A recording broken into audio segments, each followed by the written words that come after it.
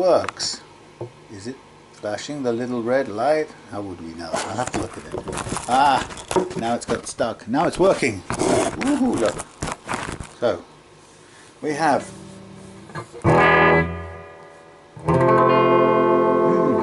what we have here is we have John's SG Epiphone, and what a lovely colour. I'm just going to get a tuning briefly to show you one of the kind of usual challenges involved.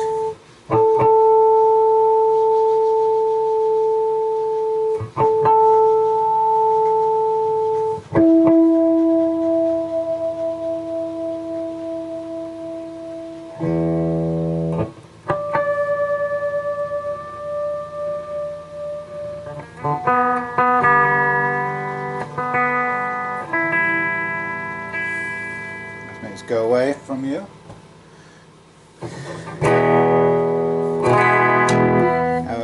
camera's sitting on top of my Vox Valvetronics, so it's nice and loud.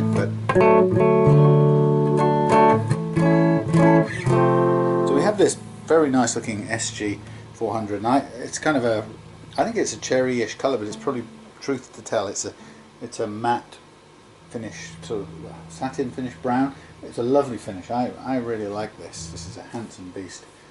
Everything about it's nice. It's got a lovely profile, quite a flat neck as you get down the bottom here, but it's got massively heavy strings on it. And in chatting with John, he said he wanted it as light as possible with 9s. So I think we've got 11s on here, if not 12. So it's just hugely heavy, which is almost, I mean, it's fine. I can play chords on it,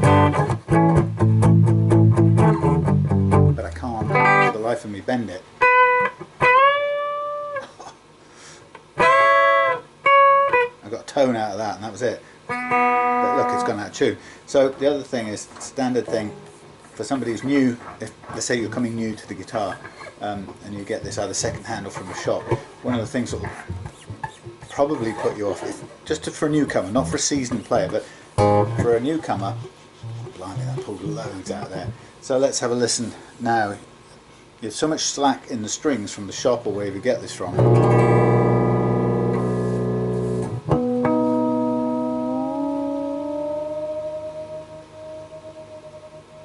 All of that is going to come out along the way, and it's going to come out, let's get a tuner again if I can help it. It's going to come out while you're trying to play it, while you're bending notes. Not so much on this one, because you won't be able to bend the notes if you're a newcomer, certainly like me, if your fingers are soft and weak. Come on, tuner. Forget your update crap. I hate it when they do that. Having paid full money for this app, they really are going a bundle and spamming for upgrades, I tell you.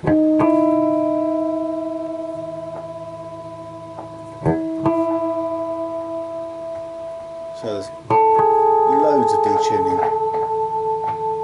Now that, I did that deliberately, but all of that slack would be coming out just during normal play or bending notes.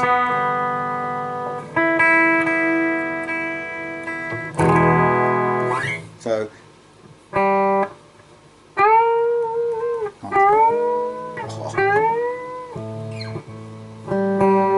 see, even bending a note there is taking it out. Mind you, I can't do much more. And this will just keep going on. The amount that I just pulled by, crikey, there's something definitely not wound on or something. There's plenty of slack coming off there. But the amount I've pulled just by doing this is the amount that will eke its way out slowly. Some people seem to think that, you know, once it's settled, i.e. you've tuned it up and you've strummed some chords and it stays there, that's the end of it. Of course it isn't. Everything I'm pulling out of it now is going to come out at some point, and the only question is when do you want it to come out? Do you want it to come out at the beginning or on stage? So just do that, take the time.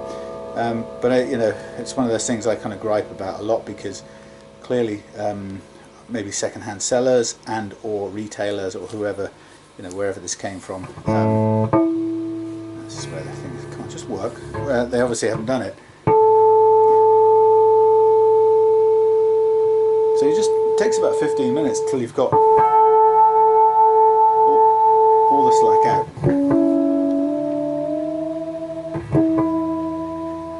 stabilize.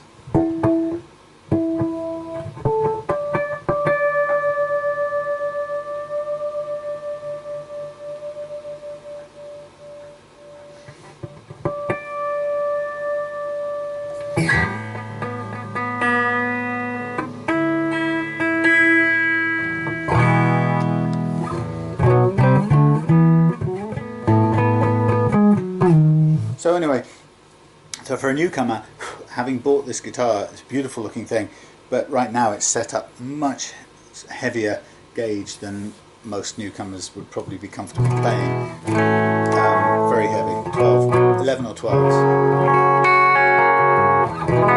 The guitar's got a great tone, you know, and if you want to dirty it up, which you can do with this valve amp, this Valvetronics, I should say. You've got some fantastic built-in amp models.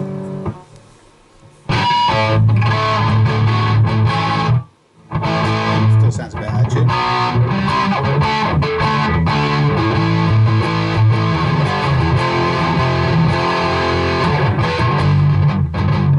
What I like about this, it's got so much bass in it. Unlike the roller, this really kicks it out.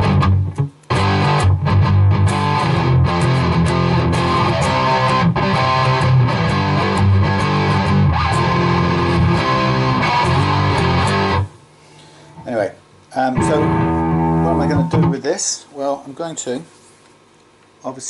put some lighter gauge strings on this. It's in really, really nice condition. The only thing it suffers from is a high action. I mean, it's quite a lot higher than an SG needs to be, and it's certainly a bit high at this end too. I would say that's about 0.67, something like 0.6-ish of a millimetre, which is too high. Doesn't need to be that high. Now, I don't know whether it's a plastic or a bone nut. I think it's plastic, judging by the contours on it, but I would like to replace that with a bone nut, despite the fact it looks nice, and it's just that it won't cut very well if it's plastic.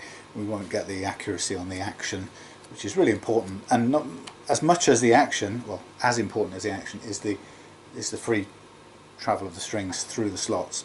So we'll probably replace that with a bone nut to improve the tone and improve the action and the tuning stability. And then, I mean, the frets are absolutely pucker condition, but there were a couple, don't know where they were, maybe I thought I picked up a couple that were already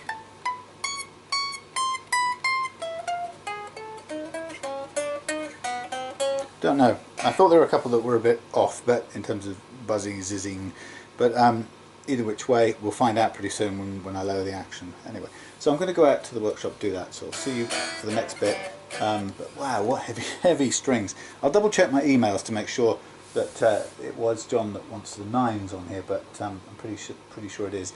This is a lovely thing. I mean, I absolutely adore the look of it. It is a lovely shape guitar. It has the classic sort of strap attachment on the back here, which I haven't tried it on strap yet, but I'll put it on the strap in a minute and to see how it feels. But it's kind of an odd one for me, this. I prefer the strap on the horn. Some people, I think, get really nervous about that, but if you get the angle of the pin going in correctly, it's a really strong fixture.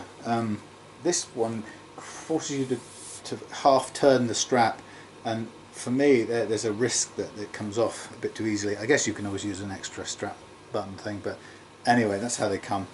But a bit better balance. If you do have a top heavy issue here, you get a better balance if you can move the strap pin this way, and here moves it about 1 3/4, nearly 2 inches that way. If you have a balance problem, you know, and if you feel, yeah, I was going to say, if you hold it there, I can immediately feeling it's top heavy. It wants to tip down straight away.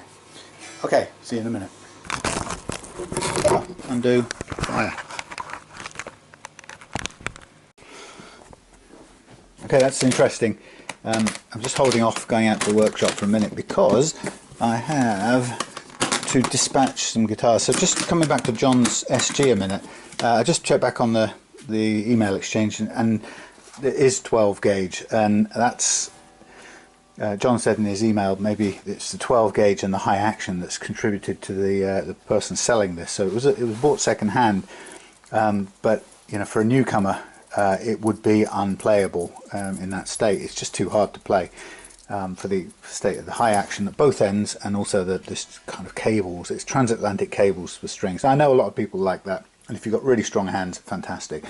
But I can't bend a 12 string for the life of me. So this is going to be a pleasure to set up, because it's going to feel absolutely, completely transformed with a new nut, lower first fret action, lower last fret action, and 9 strings on it, and the rest of it is just a joy. It's a beautiful looking instrument. So this should be a really nice one to do. So I'll get onto it a bit later once I've dispatched my 2 guitars where they're going, but the parcel force man hasn't arrived yet. So anyway, see you in a minute. Okay, are we running? Hey, we're running. Welcome to Relove Guitars in 120 degree O vision.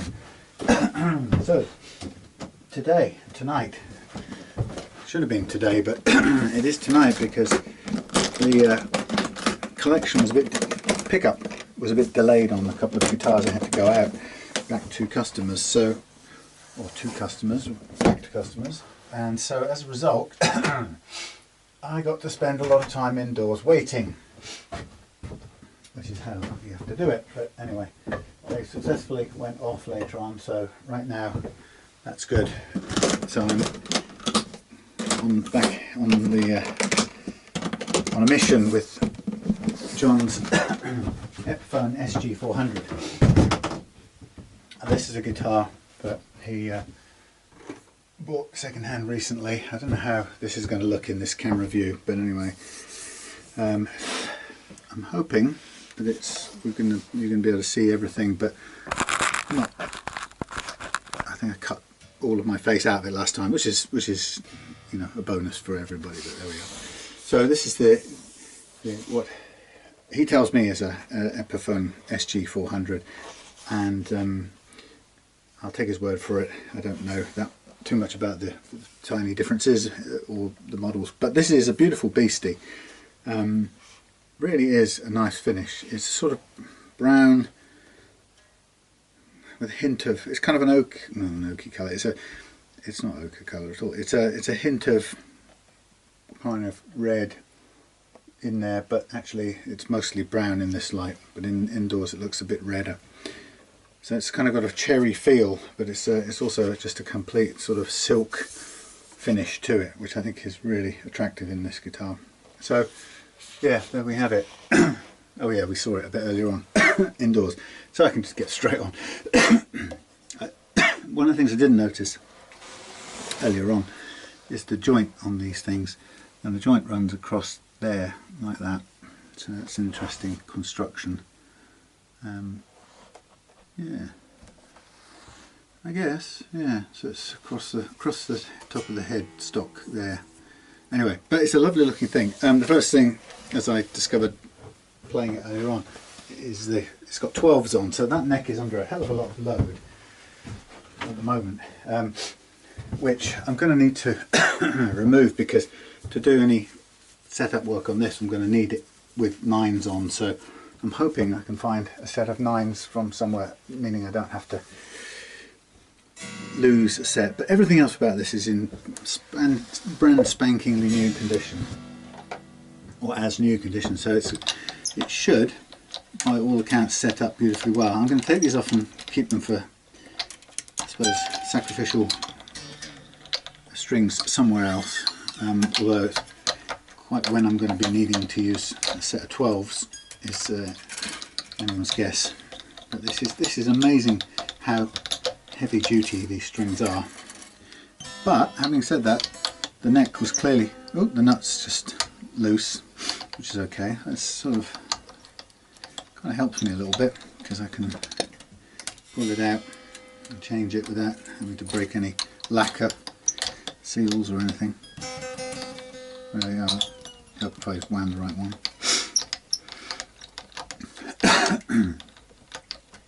So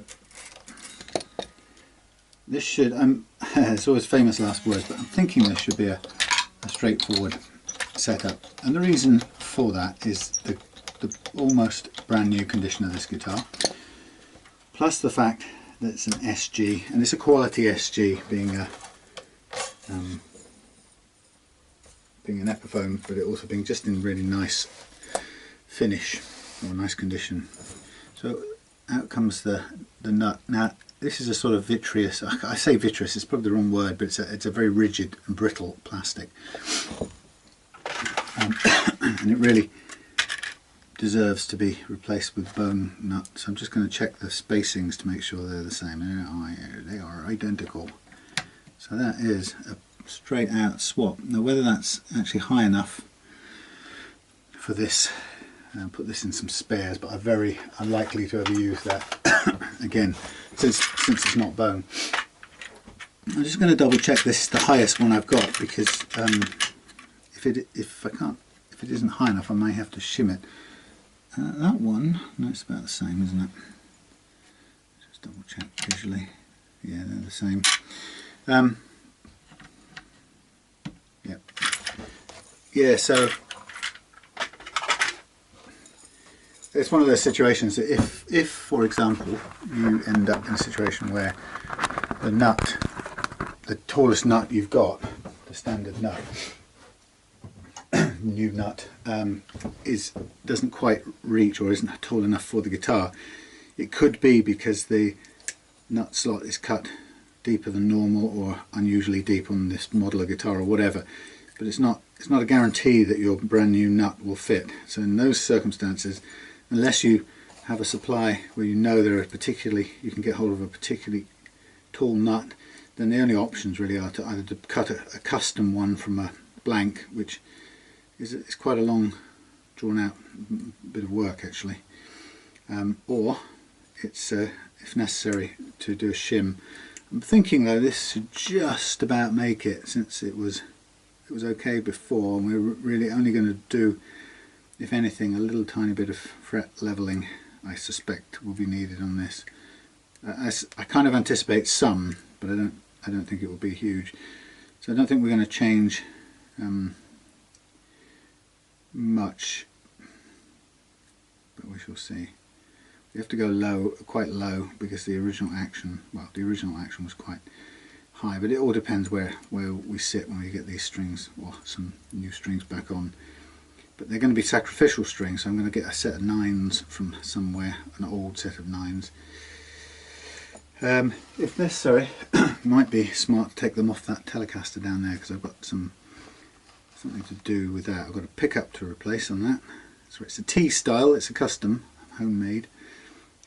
Gee whiz, these are like safety pins. This is so thick. I mean, this is I think this is, according to legend, this gauge is even thinner than Rick Parfitt played on his Telecaster in Status Quo. So I think he was famed to use 13s, which, you know, you've got excuse me, you've got to have a pretty strong grip. I mean, over years of playing, you play heavier strings, you'll develop a greater strength and the ability to do it. But straight off, for someone like John, who's returning to guitar playing after a long, sounds like a reasonable time away, a 12 set on a fairly high action, which that was, is just really going to be a disincentive. And it could well be it's what caused the previous owner to get rid of it. Because if the previous owner was also a newcomer to playing, then a set of 12s and a high playing action would have been possibly unworkable. I've got a coily one still here, I forgot. Darn. So I can just get the straight ones out first. Doesn't want to let me do it. Damn.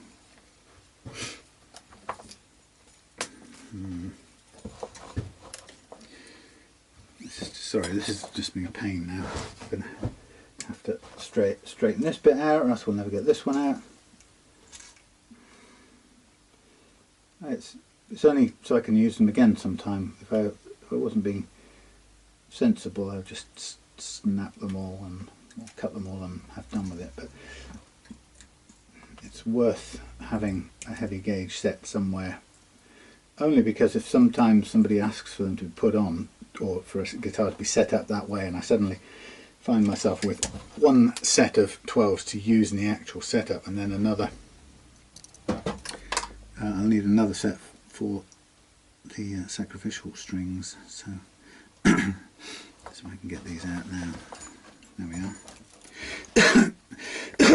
I'll only, if anything, these will only go back on the once, and then after that they'll be thrown away. But useful to have, even though it's got a great big kink in the middle of the top E. Still, it will probably be useful at some time. So what I'll do is I'll stick a bit of a marker on here so I know what they are.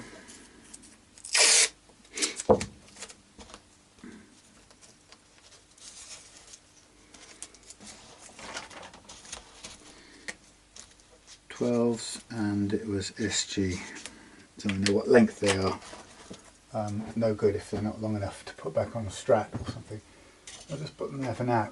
Now I need something that is dependably a 9s, and these look like good candidates, having been stretched or straightened the same way. Question is, will I yeah, I think I'll just reach for these. Yeah, so anyway, it's, Rick Parfitt was known to play with a 13, I believe, so I can just imagine that. I think the most I've ever played with is 11s, and I quite liked it on, but I don't think I'd like it on a guitar like this. I quite like them on one of my Outcasters because it seemed to just fit it or suit it quite nicely. Do I get? Oh Lord, I'm just short. That's not going to work. So this is a no good set. Right, find another set. I mean, the worst comes to the worst, I'll use a new set, but I don't want to have to do that. It's pointlessly wasteful.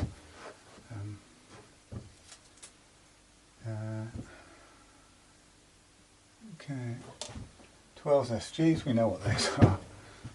Right, this looks possible set here.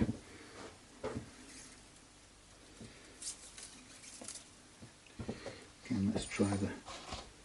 We're missing some. Oh no, we've got them at the other end. Okay, let's go with the blue. Again, still got a bit of curled up stuff. This is annoying. I wish I had straightened them out before. Okay,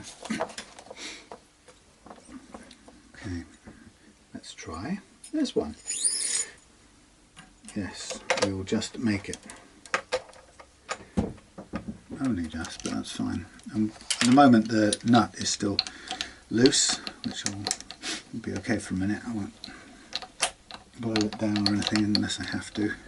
Well, I'll do my best to very lightly attach it later on.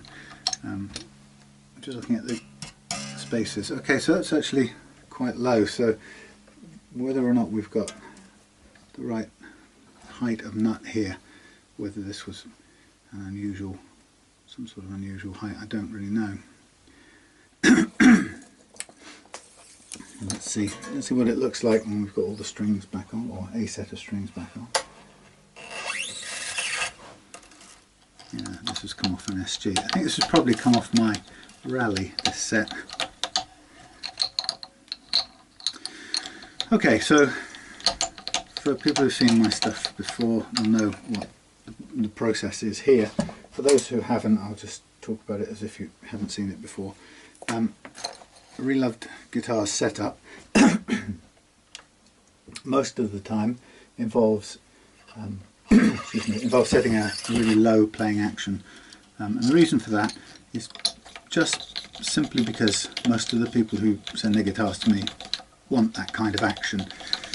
It isn't to say it's the only kind of action or that it suits everybody, and clearly it doesn't suit everybody, because a lot of people very loudly proclaim that they're you know, they prefer much higher action and so on. But for a lot of people who come to me, the very light and very low action is what they're after. And often it can be for people returning to playing guitar, like John, for example. So in order to achieve that, to get a very low action, what I've found over the last few years is that almost every electric guitar, either off the shelf from the factory or second hand, the majority of guitars, electric guitars, require fret leveling of some description to achieve a really low playing action, because for the simple reason that on most guitars that you'll see or you might buy second hand, the action will be dictated by the amount of uneven frets, or the degree of unevenness of the frets the guitar has. And so typically, if you're going to buy an electric from, let's say, eBay or from a friend, the guitar will be, most of the time, if it's been used already, the previous owner will have made some adjustments, and they will have adjusted the saddles or the bridge down to as low as they can go usually before they start getting a lot of buzzing or choking of the notes, and it becomes effectively unplayable, and then they will back off to a point where it is playable.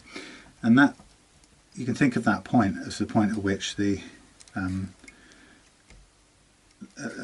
as low as it will usually be set, as low as it can go before the underlying uneven frets make themselves known.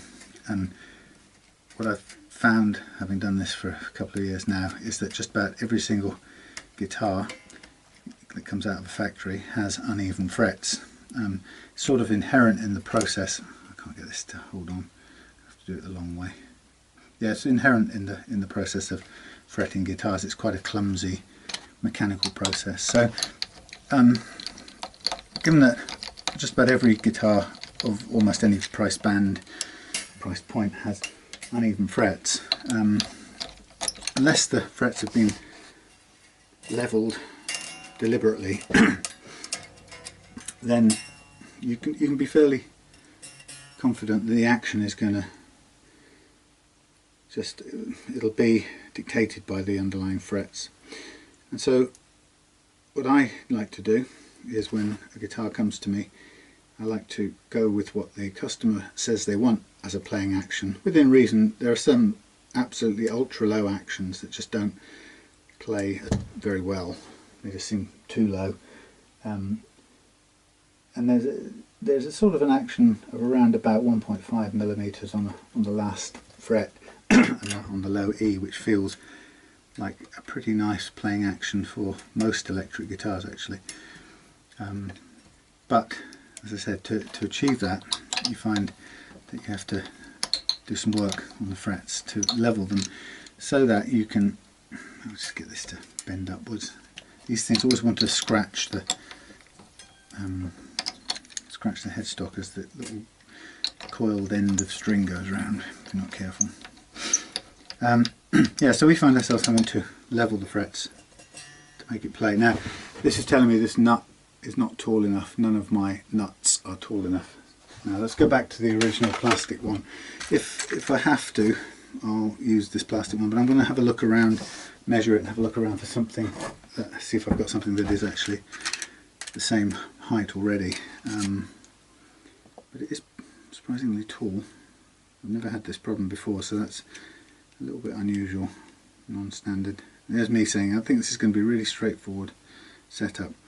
This is kind of clocking in at about 9.5 mils tall.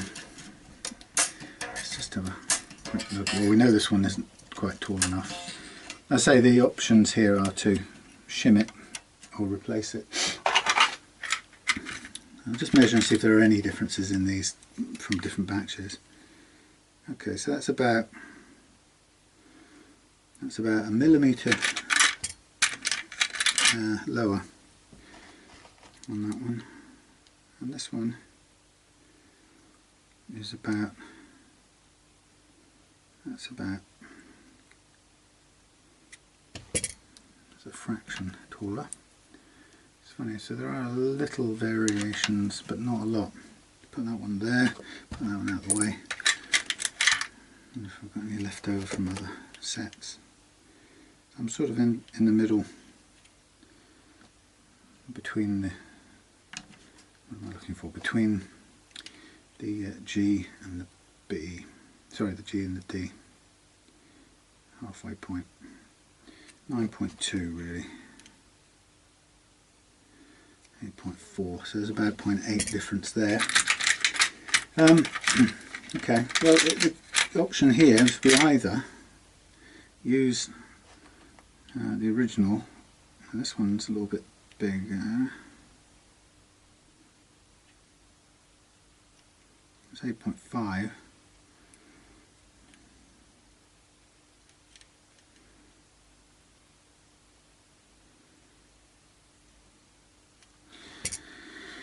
Fraction taller again. Let's have a look, see what these look like. Yeah, we'll either shim it or we'll revert back to the original plastic one, but I'd prefer not to. Now, these are still touching the deck. I don't think I've got any from any other batches that are any taller. 8.59. Put that right back on there. Now you can see it's, or you can hear it's just too low. I'm going to dig around in my pile of bits here, see if any of other nuts that I've used in the past have got any taller bits.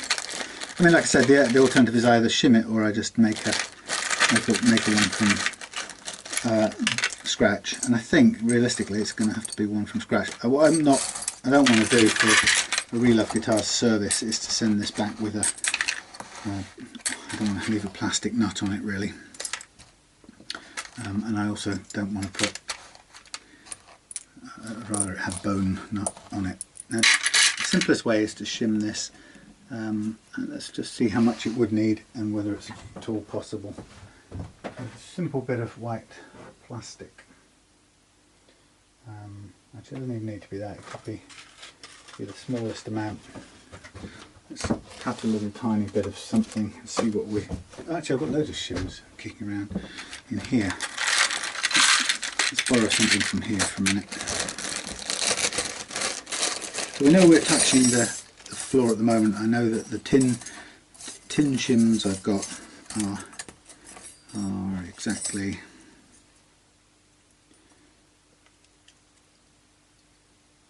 0.25. Let's just try and see what one of these does in terms of lifting it and how it looks. I can use a wider one so it fits the slot a bit better. But just in terms of the thickness, if that cures it straight away, then we can use this. No, that's right, we still need a little bit more than that. Again, we can use 2 bits. That's another way of building it up. Let's find some in here.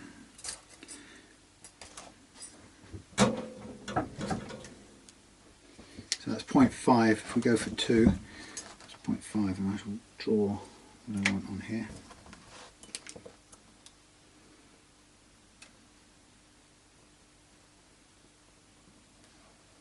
Sorry about this. This is a really boring part of the proceedings.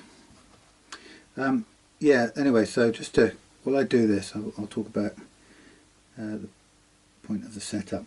So if the case is that all guitars come with uneven frets, and the uneven frets that they have limit the lowness usually of the action that you can set, or it's one of the biggest limiters, then what I like to do is to level those frets amongst other things and set a very low action, which customers seem to like. At the same time, I'm also able to set a very low first fret action as well, through the process of replacing the nut and cutting the nut slots afresh.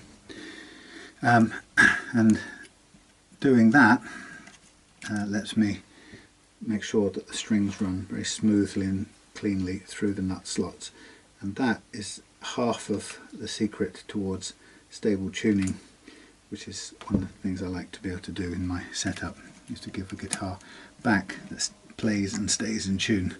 I'm just going to take a little bit more off the edge of here. So the first, one of the most important things is to level the frets for a low action, and then if you like, that's the low action at the bridge end of the guitar. I call it the last fret action. That's what I tend to deal in. Others don't like to deal in that, they like to deal only in 12th or 15th fret, but for me I like to work with the last fret. Anyway, okay, so this is 0.5, it's still a bit wide so it's not sitting correctly. Yeah, so I set a low last fret action via the bridge saddles, and to do that I have to make sure that the frets are level, and then at this end I make sure that the first fret action is light and that the strings go cleanly through the nut slots. So the lightness of the action is down to the low first fret action, and the tuning stability is half down to the condition and the correct condition of the frets, sorry, the slots in the nut, and half due to stretching all of the slack out of your strings when you put new strings on. So you get those two things right, the nut slots and the strings, you've got a guitar that will stay in tune and play in tune and stay in tune. It's a really important thing, and I don't compromise on that, because in all the years I've been playing off and on, it's the only thing I want from a guitar is that it, or the main thing, sorry, the priority that I want from a guitar is that it plays and stays in tune. There's no point in having any fancy equipment or amazing finish or brilliant pickups if it doesn't play and stay in tune. So that's kind of one of the first things that I'm focused on, is making it stay in tune, play and stay in tune. And then the other thing, as I said, is to make sure that it's got the best playing action at both ends. Not only because it makes it lighter and easier to play, but also because it makes sure there are no tuning or intonation issues as well, which is really important. So I'm just going to have a feel of this. The reason I prefer not to make a custom nut is that A, they take an awful long time, and B, they sometimes can be very difficult to get exactly right, and you can have quite a struggle with it. Now I'm just looking at this just to feel the overall action. Sorry about that. I'm just going to put the nut under load for a minute and see where our strings lie. That's stupid.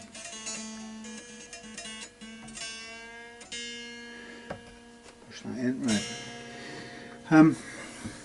Okay, that's fine. I'm going to do it this way. Save adding another hour of work time onto the setup, because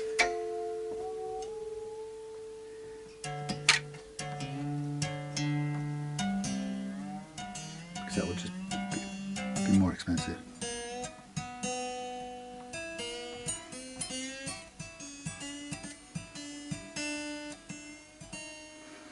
I hate those things sticking up.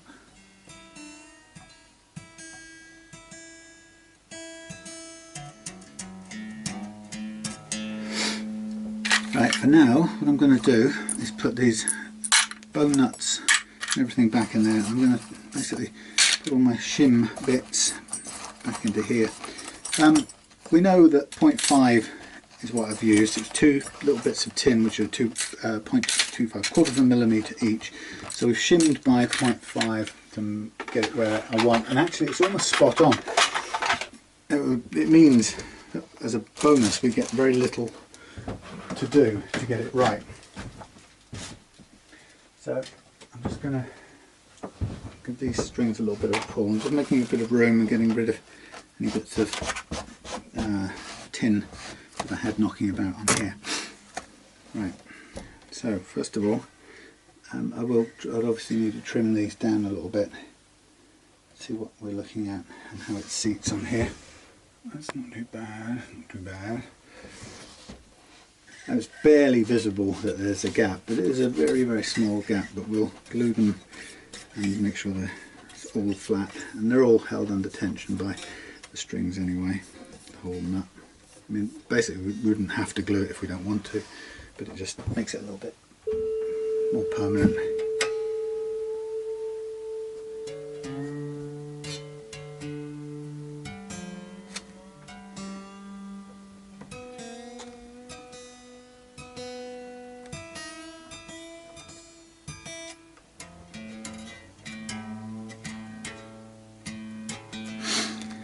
So what I'm doing at this point is I'm just putting the guitar under load with this set of 9s, and I'm just kind of getting a feel for what the first fret action, and how well you can see this, a sense of what the first fret action down here is. Now right now it's almost perfect for what I want, so this would be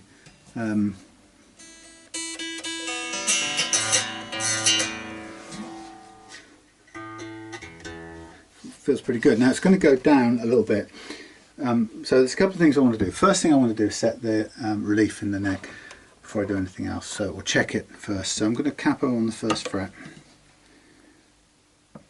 with my 9s on. So remember, the 9s are bending the neck less than the 12s were, but they're still enough to bend a little bit of curvature into the neck, but it's very, very slight. Well, people prefer different, or like different kinds of settings. This is about 0.11 to 0.15. It's very, very flat. Question is does it play okay like this or not? And that's the main issue. If you play it, does it play okay? In reality, you only want as much curvature in the neck as it needs, and that's a sort of, in inverted commas, as it needs. The figures given are sort of start points really for adjustment. The only reason it needs curvature really is to let the strings move around a lot. So if the strings, if your gauge of strings don't bang around too much and you can have quite as little relief as possible, what it means is that the action down here, once we've set it down here, the action overall will feel very, very low and fast. Stop the nut from moving. Right, so let's just see what we've actually got as what I call the last fret action. Now, it's just one way of doing it. Other people use different methods: 15th fret, 12th fret, hold fret at the first fret and measure the 15th, and all kinds of things. I always use the last fret, and it always works for me, and that's my personal preference. You don't have to do it that way, and it isn't the right way or the only way. So I'm just now looking to see what we've got at the last fret. And it's looking right now at about 2 millimeters. Now, for me, I know that the SG can tolerate, or can go down to, a very low action. And the reason the SG is so good at having a low action is kind of a quirk of the SG neck itself, and that is the fact that, as you can see here, the vast bulk of the neck is outside of the body. Unlike on a Les Paul neck, where when you get to about the 13th fret, the neck on a Les Paul thickens up around about here, and then it goes into the body around about here. From here onwards, the neck is A, 3 times thicker, and B, glued to a great big wall of mahogany usually, or whatever it is. But and as a result, it can't bend, whereas the rest of the neck can when you want to adjust the truss rod. As a result of that, you get two shapes really to deal with. You get a curved, or you can, if you have relief in it, you have a curved neck, from about here to about there on a Les Paul, and then from there upwards you have a kind of plateau or a flat spot.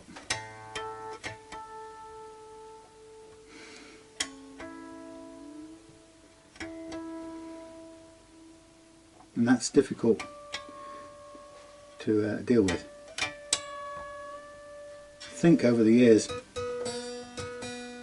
many people have dealt with it by sort of doing two stages of fret leveling. They seem to level this bit and then they do a kind of backwards level off on here, because they know that when the guitar is restrung there will be a curve, a slight curve followed by a plateau, and if they don't do something to prep this bit here, then there's a chance that the strings will, the frets here around the 13th fret will get in the way. Now I don't have to do that, because by chance or by luck or good fortune or whatever, the method I use takes care of it with the minimum of fuss.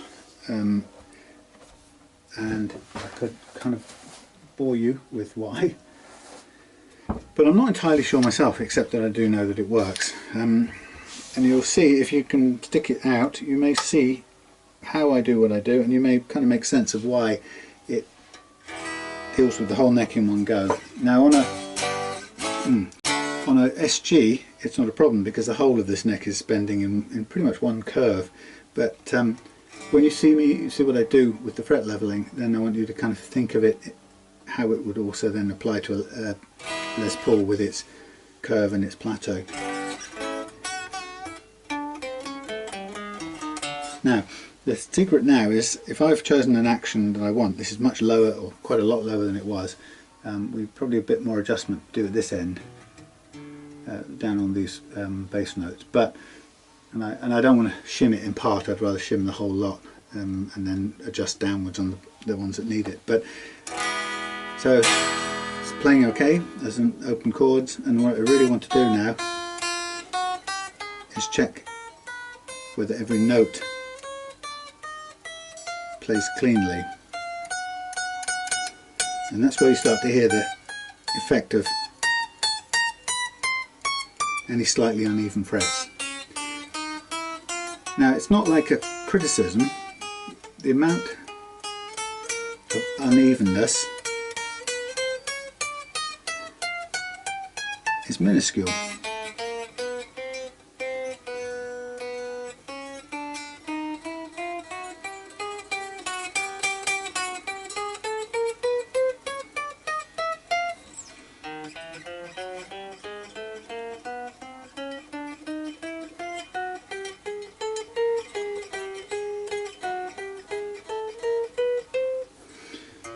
Minuscule, but it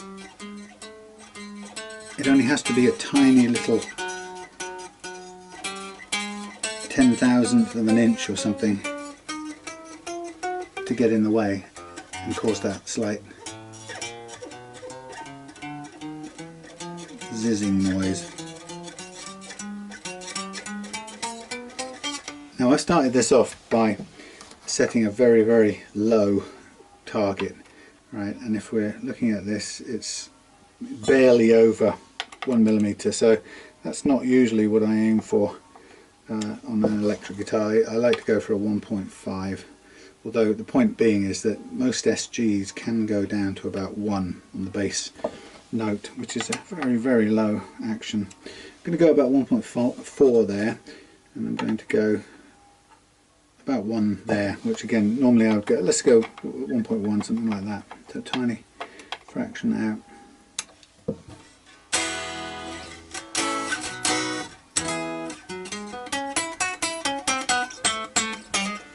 So to go down to that low action, it's quite a challenge, and it demands, the lower you go, the more the leveler frets it demands you have, and so the options, and this is what most people who've owned a guitar do, if you go down, you basically hear the point at which it starts getting zingy and the notes aren't clean, and then you back up, you go up a little bit away from that, and then you play.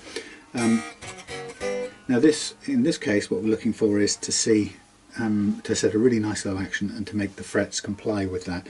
And it involves, as I said, a little bit of fret work.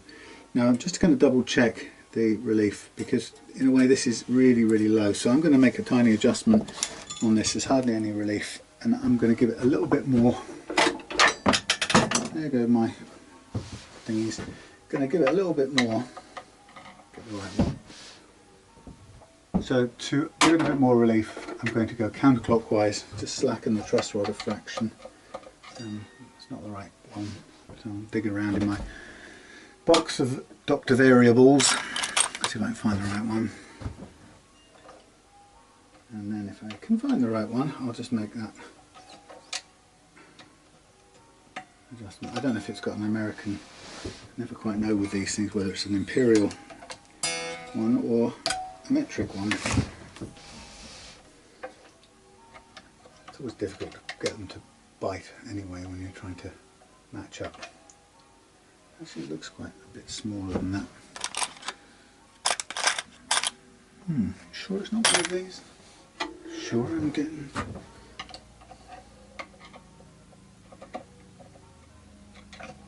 Well, I think it is that one. Yeah, it is that one.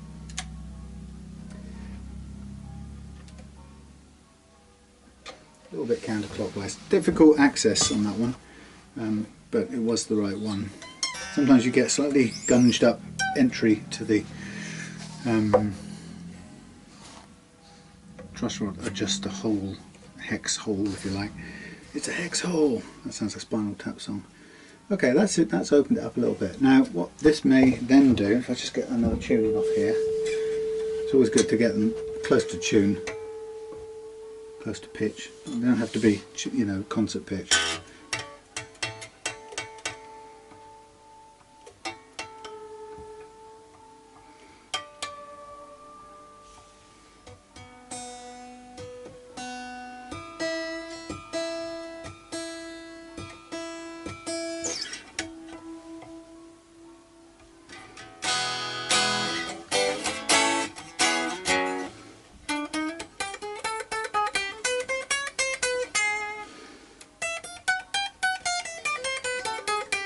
Okay, so it's got the amount of relief I'd like, and it still has a little bit of zizzing going on. So what we're going to do is the next bit of the setup. If I can just get this to come around a bit.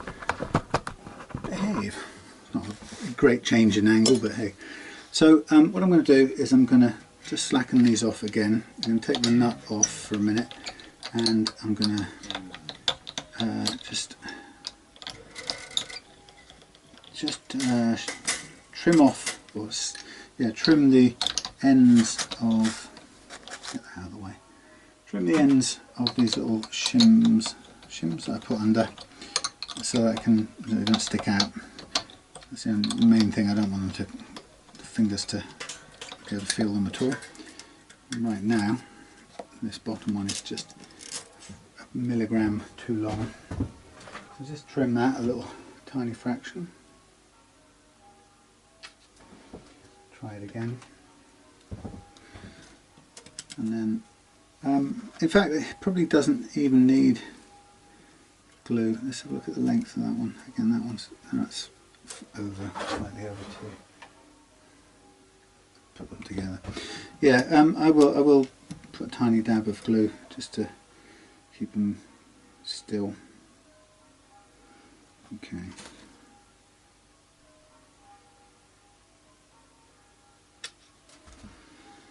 Just get them sized first.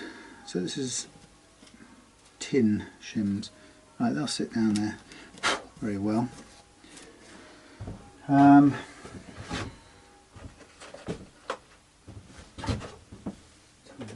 warm in here. It's not actually that cold outside. It's sort of playing at being winter over here in the UK. So I'm going to put the first one in. Just a dab.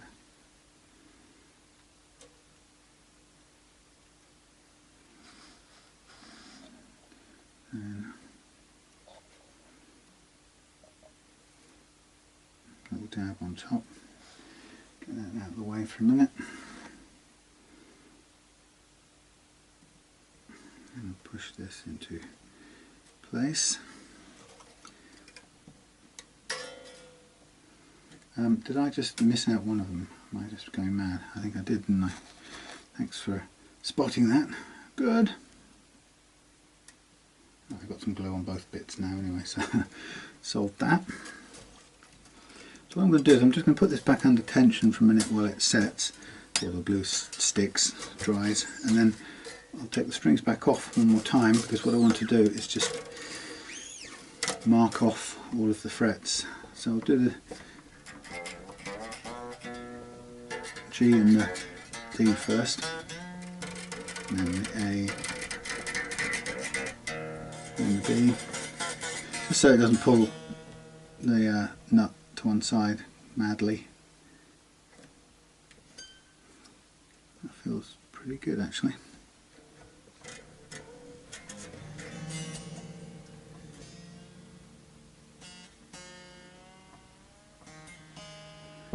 That is just about as low as I'd want to go anyway, so I'm hoping that's spot on. Let's get this out of the way. Right, so again I'll go back to tuning for a minute.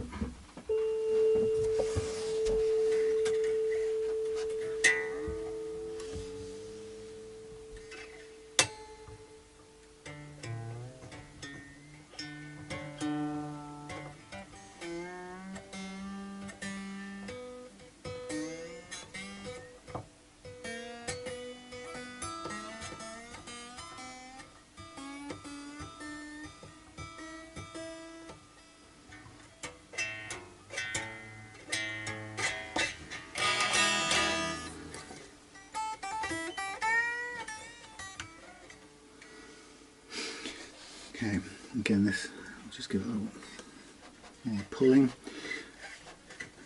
just while it sets.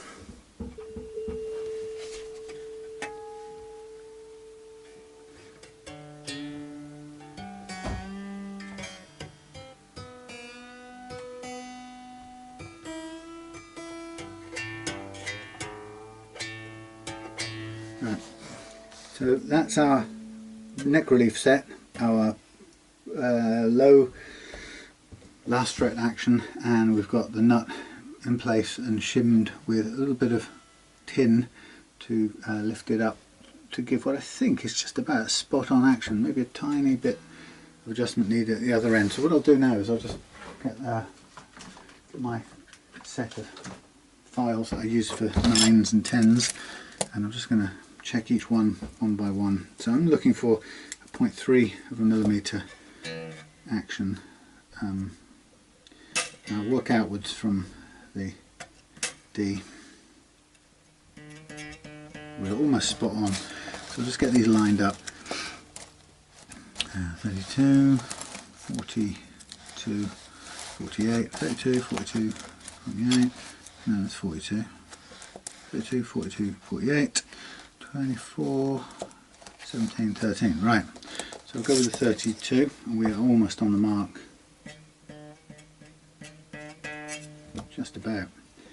So the tiniest little bit really, which is great. I mean, I don't want to be doing too much on here anyway, but what I would like to do is just make sure that it's wide enough to for the string to run smoothly through it. That's a really important bit.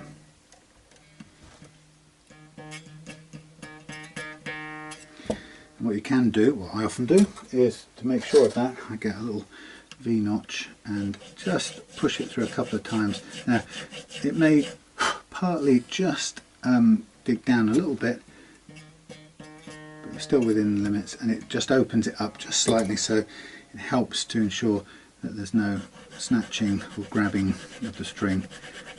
Okay, so I'm just going to do a little tiny bit more. I think we're on the mark there. I like it.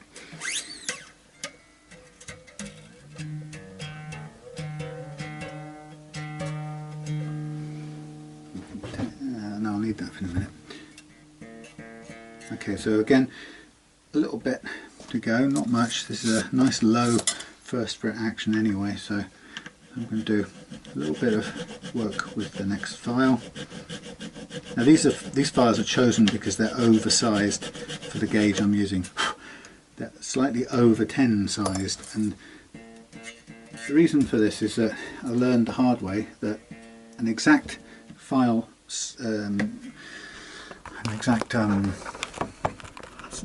you know, fret file gauge match will leave you with grabbing slots, sticking slots, madam. So you really don't want that. So go above the actual size you need. And I go a couple of gauges up, effectively. So I can't remember what it would be now, I haven't got the numbers in front of me, but this is a 42, and it might say a 36, and 9 set would be 36 followed by 42, and so this A would be a 36, and I'm actually using a 42 on it because it needs to be that little bit bigger. In truth, the nut slots on the guitars you buy in the shops are cut much bigger, and you don't have any issues with those. There's no problem with those. They're cut to take the 13s if you wanted to use them.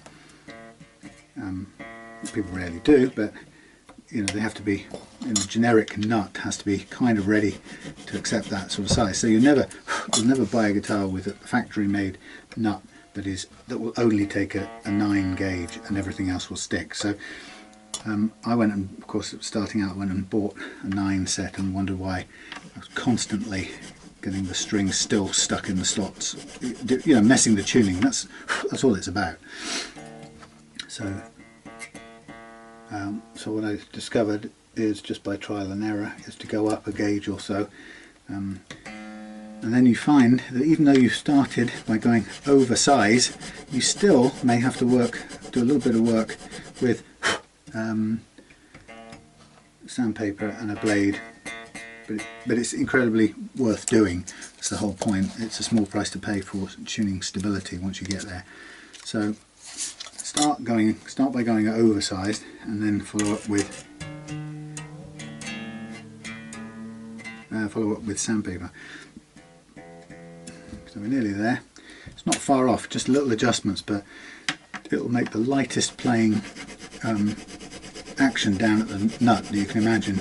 And you know, people sometimes get nervous about this low action, because particularly when you see that, I think it might be Gibson own specs say something like 0.8 of a millimetre when you translate it from the imperial.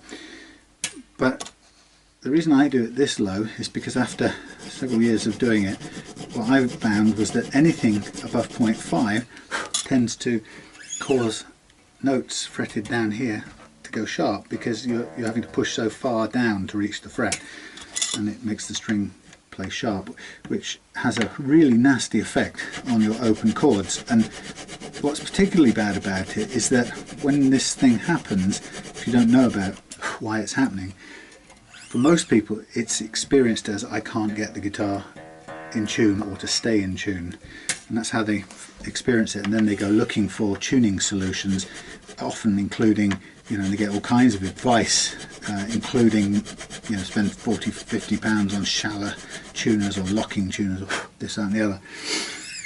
And what they're really describing is an intonation problem caused by a too high first fret action. And it took me a while to discover that, and I got given all the useless advice too, which is kind of, well, not very helpful advice I should say, which is why I was very pleased to discover what I found in the end was you know, the importance of getting these slots right, not only from the basic tuning perspective, so that if you make sure they run smoothly, you'll stay in tune, you'll play and stay in tune. Also from the intonation perspective, so that you won't get notes going sharp, causing you to think you can't tune the guitar when really it's an intonation issue. And then finally, the benefit of taking the time to do this, or the benefit of me doing this for you, another way of putting it, is that you get an incredibly light guitar to play. And what I've also discovered is that the height of the action down at the nut has a much bigger impact on how tiring or otherwise the guitar feels to play. You know, often we think it's the action at this end that makes you tired, because we remember those chords that you can barely fret, you know, and you're slicing your fingers when you're a teenager playing cheap guitars. And in fact, the really tiring action is this end. Now I'm on the mark there, I'm going to stop. So what I do then is I move to the top 3 and drop off these first 2 and then work outwards. Now I think these are going to be spot on, or to very close anyway. So I'm going to go 24 outwards or backwards to 13. Again, if I need to, if I cut down a little bit and I need to make sure there's no pinching. I mean, partly going oversized is partly will ensure that, but I'll then take the jeweler's file and just put that little notch into it, and it doesn't really dig any further down, it just opens it a little bit, like a couple of runs through like this. Just takes away the gripping sidewalls that you could otherwise get. So we're very close to it on this one. I'll just do a tiny little run through and that's about it.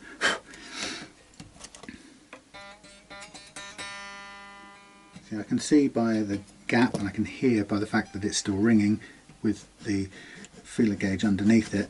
That tells me there's a little space, obviously, to let the string ring, and then I can still keep on going. It's quite challenging, you know. You want to sort of quit and back out often too early, and if you, of course you go too far, you pay by overcutting, in which case you find yourself with another problem, which is how to refill the slot and cut again, or like that, that's perfect, or chuck the nut and start again.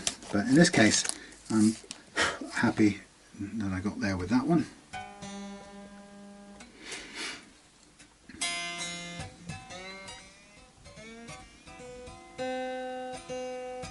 Now these frets on this guitar are brand new. This is perfect. I'm not going to need to do anything with that one or the top one, so I'm going to leave those alone. But the only thing I will need to check is the width to make sure they don't catch or anything. But for now I'm going to push this out of the way, and what I'm also going to do just now is I'm going to slacken all the strings off. While they're slack, I'm going to paint the frets with some marker pen to allow me to do my fret level and to see where the fret leveling is taking effect, which is a nifty way of doing it. So I use this big Sharpie thing. Now, as I was going to say, these frets are really nice, big and chunky. There's loads of life in them, so this is going to have hardly any effect on them at all, because of the amount we're taking off in fret leveling is going to be absolutely minuscule, which is great. It always is pretty small amounts, but it can become a big issue when let's say when you've got a vintage guitar and the frets are either worn flat already after lots of playing or many years or whatever, or they started out as specialist thin low frets, in which case you may not have a lot to play with to achieve the kind of action that you're after, in which case you play in the sort of judgment call game about this, is can you do it with this sort of guitar, and sometimes you might have to advise somebody that it's just not, you won't be able to achieve it. It's like, for example, I like playing jumbo frets myself, but I also like starting with them on guitars that I make, because it gives me so much more room to work on when it comes to getting the right leveling done. That jump forward.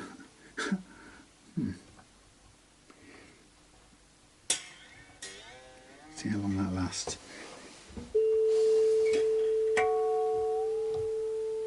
Now, having painted the frets with marker, I want to really bring this up to pitch.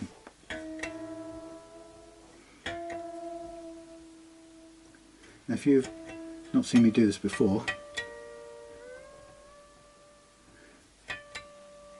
or you've done fret leveling yourself.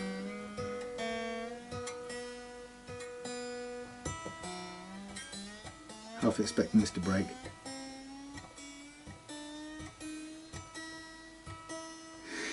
If you've not seen me do this, and or you've done fret leveling yourself, you might be expecting, or you might be more familiar to see someone take the strings off at this point and do the fret leveling with by leveling or flattening the neck and then using a beam. And I don't do it that way. I do it a different way. And the reason I do it a different way is for a couple of important reasons, and I've explained it in a million different ways before, but I change it all the time, because some people just get it, and a lot of people have bought my ebook and have done leveling themselves this way and it works, and they get why it works. Other people, just like I did when I first heard of it, just don't get it and won't get it until they've tried it and seen why and they got their heads around it, and then until they do, they can be quite hostile to the idea. You know, full of I'm used to getting insults and stuff. First of all, and I say this every time, this isn't my idea. This was suggested to me by a guy who invented a tool for doing this job. And somebody lent me the tool, and I was so impressed that I bought the tool. Blah blah blah. Anyway, the point is, I bought the tool and started doing it this way. And then the guy and I fell out. Put quite simply, he had. Despite me praising the tool massively and featuring it in my videos and telling people to buy it, the guy wanted to tell me what I could and couldn't say about it, even though everything I was saying about it was positive. Let's just stop at that point. So, you know, we clearly fell out, and I didn't expect to be treated that way as a customer. So I stopped using it for obvious reasons. I wasn't going to use his tool or promote it, and he didn't want me as a customer. So. But I still needed to do this job this way, and so what I ended up doing was basically to just do the same job using this tool here, which I call the banana, just out of a kind of tongue-in-cheek reference to the original tool, which is called the katana. So I call this the banana, and in a way it's in essence what the katana is, which is a truss rod being used as a leveling beam. Now, how can you use a truss rod as a leveling beam? What the hell am I doing to it right now? Well, you can see that the neck is under load from the strings, and you've already seen me check that there's some curvature in it. And I am now evidently tuning this. I'm going to turn this off a minute. I'm tuning this curve on this truss rod to match the curvature in the neck while it's strung with these strings on it. Now, why would you go to the trouble of trying to fret level this thing with a curve? Now, just the first bit to get your head around is, how do you level something when it's curved? Well, you basically, it's like Inception. You curve the world to fit it.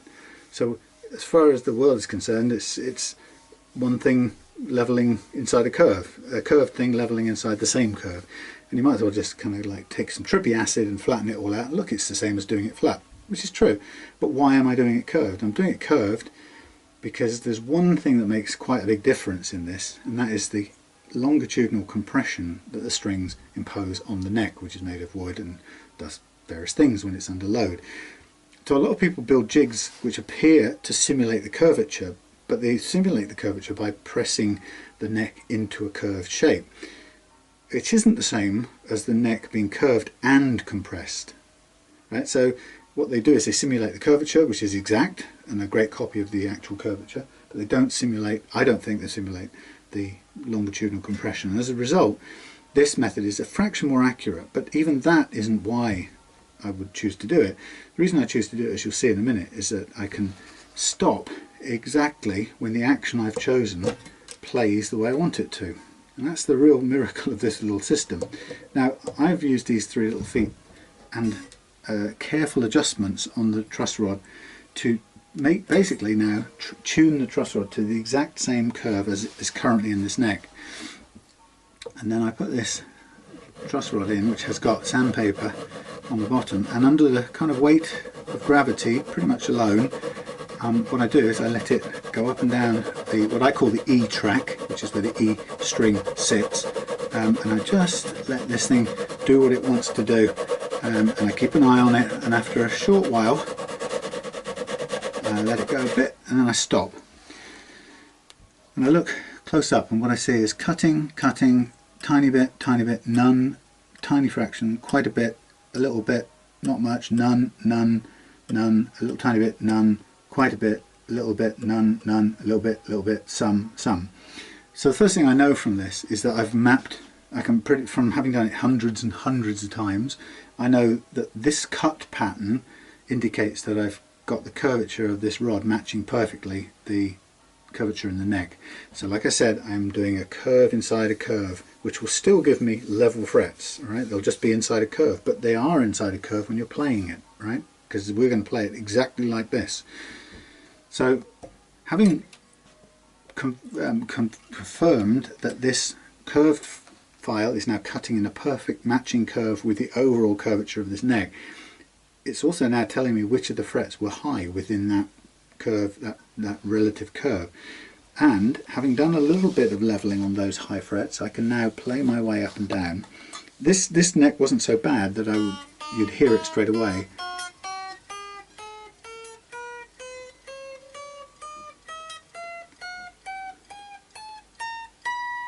Every one of those notes is perfect. Now, it wasn't quite that good before, so I'm happy that that slot, or the track as I call it, the E track, is done. Now I use, as a habit, I use the same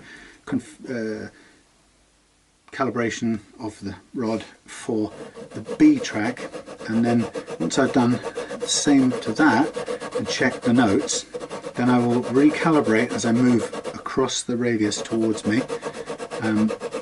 Because often the relief can change a little bit as we come across the radius.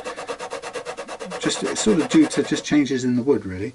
And again, same indications, leveling quite a bit in the middle there, telling me I've got a cluster of high frets there, a couple of high ones at the end, and a little pile of a couple of high ones here, and a few right at the end that are a little bit high. So that cut pattern is really reassuring. If it was cutting only on the ends, I would suspect that the rod wasn't curved enough, it wasn't reaching into the curvature of the neck.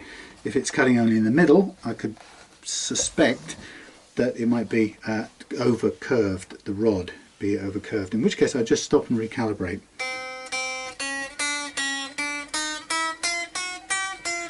So not quite right. A little bit.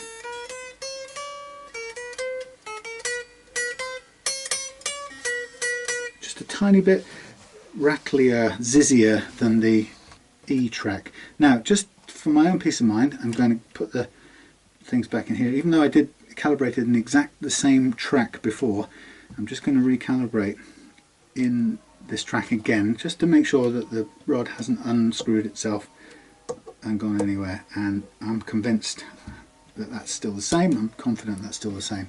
So with that reassurance, and still knowing at the action, the low action I've chosen, there's still a little bit of what I call zinging, not quite the cleanest notes I want. I'm just going to let this rod in its nice curve, I'm not pressing, I don't want it pushed into the curvature, I just want to kind of run it backwards and forwards under its own weight. And I'm going to allow it to just level where it has to. Now, if you haven't got your head around this right now, then suspend judgment, because you have to now take it on good faith from me that I've done this hundreds of times and it works really well. And the beauty of it is that because I can stop as soon as these notes play the way I want it to, getting there. Very nearly, in fact I'm happy with that. See how that changed? Because I can now stop, what I know is that I'm not taking any more fret metal than is required to make this chosen action play the way I want it to play, and that's all we're aiming for. We're aiming setting up at a chosen action. Now the truth is, if you were to lower the action by 0.5 millimeter, which you probably could do, just again, you would run into the remaining uneven frets that I haven't done anything about, because I've only leveled to a specific playing action. And like I said, we don't care about the uneven frets below the action we've chosen, lower than, just as nor does a bedroom guitarist when they kind of back off and leave their action set just out of reach of the uneven frets. They're doing the same thing. only difference is we're going below that level, and to do that, as you can see, we have to take the tops off some of these slightly uneven frets. But the beauty is, because we don't just go to an absolute arbitrary flatness, which is what you're aiming for when you're using the conventional fret rocker, that method of going, well, okay, what you're doing is you're going for an absolute relative, or absolute relative levelness between two frets. Actually, there are all kinds of problems with that method. Some people who have done this method kind of tend to realise after a while, and then they suddenly realise that this fret rocker thing is a compound disaster in the making. Actually, it compounds inaccuracies on inaccuracies, but a lot of people still swear by it and use it, and you know, some of the most respected manufacturers make the tools to do it. But this is a really good way of doing it. And so what I now can do is I'm going to check all the notes in the G track now of this really, really low fast action.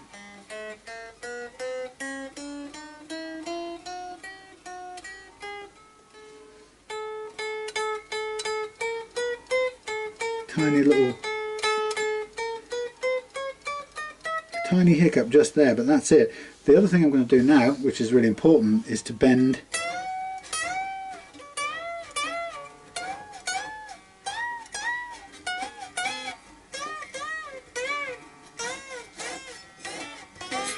don't worry about the scratchiness. What you'll find is that I'm going to recalibrate anyway. I'm going to do the same spot again up here, but I'm going to recalibrate just to be sure I've got the closest to the exact curve mapped on this tool. The reason you check the bends is because the geometry of a bend, a string moving up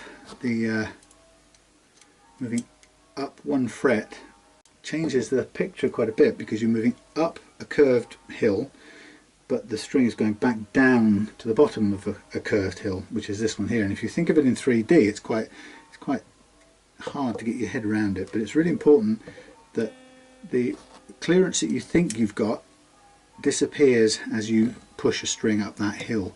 So that basically, when you push a string, it's going up a hill in the middle, but the ends are lower down, so it's going to probably it's going to cancel out that little bit of clearance you've got.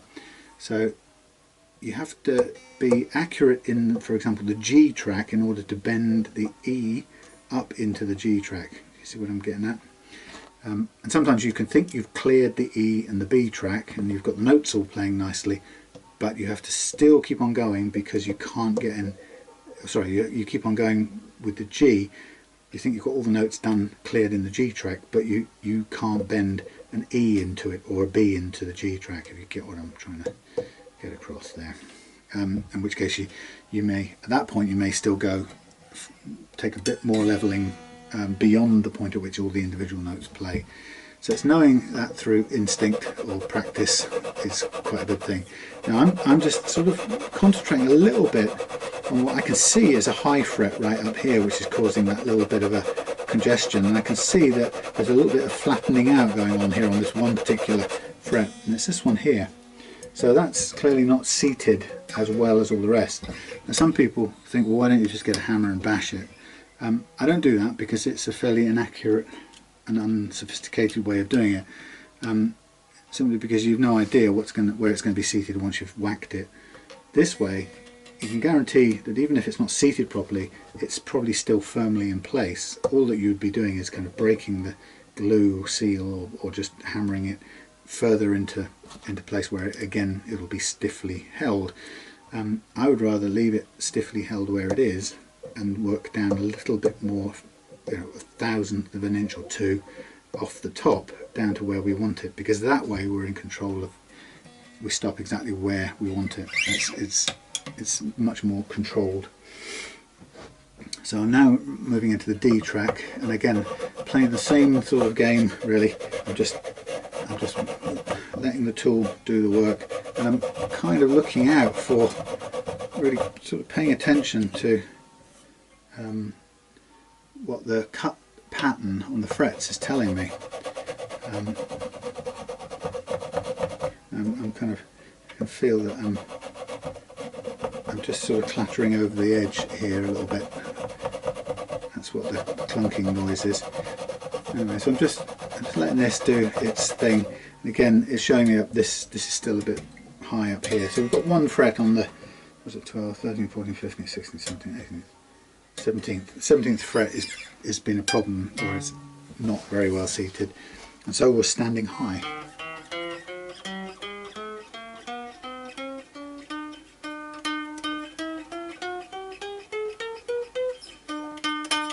One fret there, 13th fret just could do with a tiny bit more. So again, knowing that, this is the beauty of this system, knowing that, I just plonk this back down in here and I look at where the 13th fret, and I just kind of look at the 13th fret a little bit while I'm doing it, just thinking about the 13th fret area, just get this a little bit more down, treated down this end. That's what I'm doing, kind of staring at it a bit more, which kind of focuses, I suppose, a bit of the energy, you know, targets where I'm pressing it a little tiny bit.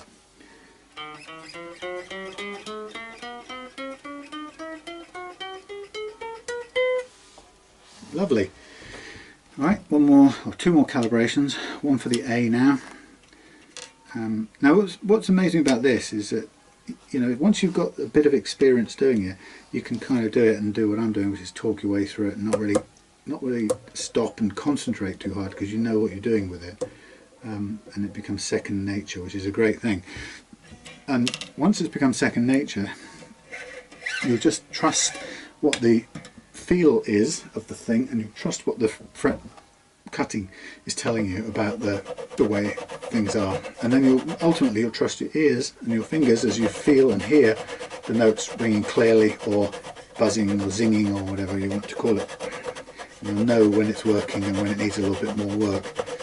And then the other thing is, with experience too, is you'll notice when something doesn't appear to be going right. So you kind of get a sense of being able to anticipate when something should clear, i.e. the buzzing or the slight zinging should clear and you should get a clean note. And you get a sort of sense of, if it doesn't, then something else isn't going right. It's very rare, but tiny bit there. So again, we've got a bit of the 12th and 13th, and I'm going to recalibrate each time, because I want this to be absolutely spot on, as always. But yeah, so you get this sort of experience base of knowing when it's going well, and also getting a sort of a sense of when it's gone past where it should be. Okay, now this is slightly straightened out since I've been doing it, so I'm going to do a tiny bit of turn on there. So you know when you get that sort of flag goes up going, this is, something's not right here, I'm continuing to level but nothing's changing. So you stop and you recalibrate and look at it from another angle, and you get the you develop the experience to know that you aren't going to be able to keep going and solve this problem and something else is not right. And it's not often that happens, but when you do sort of get it, it's really good to be able to sense it and then diagnose it correctly. So I'm concentrating right now on these frets that were telling me they're a little bit tall at this end, and again I can see it's 17 is quite a problem, but this method is taking enough off 17 to hopefully, by the time we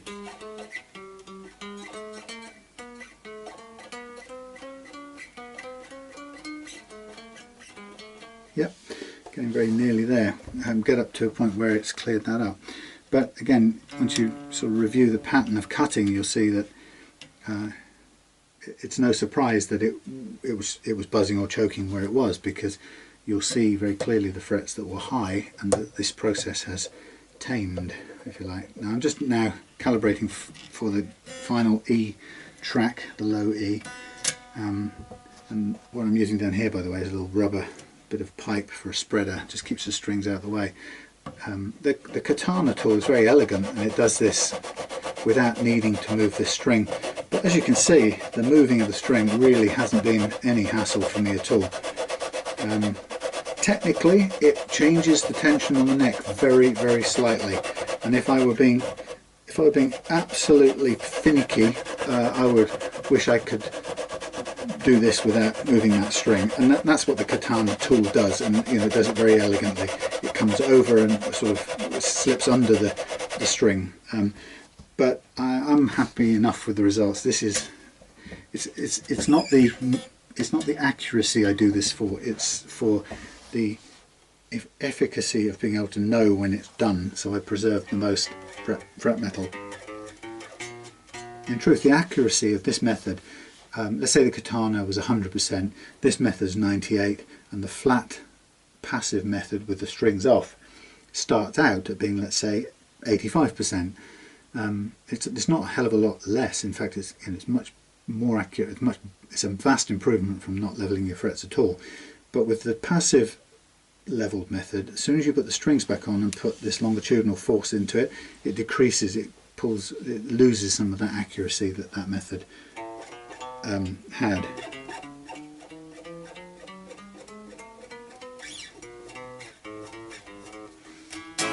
No, they're not going to be in tune, but right, now I'm happy.